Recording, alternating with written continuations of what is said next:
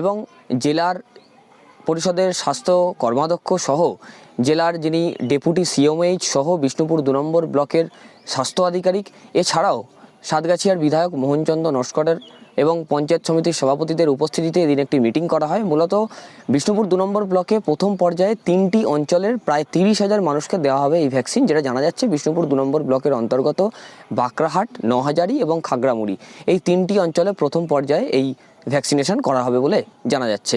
আমরা কলেরা সম্পর্কে প্রথম পাইলট প্রজেক্ট শুরু করতে যাচ্ছি বিষ্ণুপুর ব্লক 2-এ 3টে পঞ্চায়েতে, বাঁকড়াহাট, খাগড়ামুড়ি এবং নহাজারি। এই 3টে পঞ্চায়েত মোট আমরা 30,000 মানুষকে ভ্যাকসিনেশনের আওতায় আনতে চাচ্ছি। সেই পাইলট প্রজেক্টটি শুরু হবে। আমরা স্টেক হোল্ডারদের নিয়ে আজকে আমরা মিটিংটা করলাম।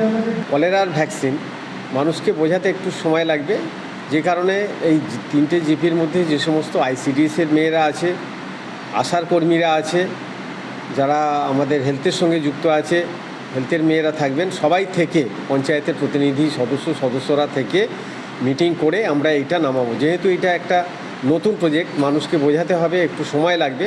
তার জন্যে আমাদের সবাইকেই এটা ঝাঁপিয়ে এটাকে ঠিক করে যাতে করতে পারি।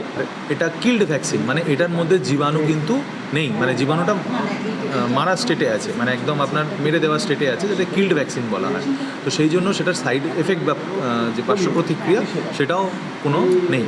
তো এই ভ্যাকসিনটা মূলত 2টো ডোজ দেওয়া হবে, প্রথম ডোজ এবং দ্বিতীয় ডোজের মাঝখানে 14 দিন গ্যাপ থাকবে।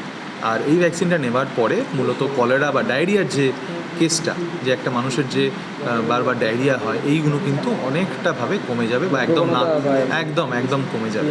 আমার শহর বাঁকড়াহাট থেকে ক্যামেরায় ঋতিকার সাথে সুব্রজিৎ চক্রবর্তী, কলকাতা টিভি।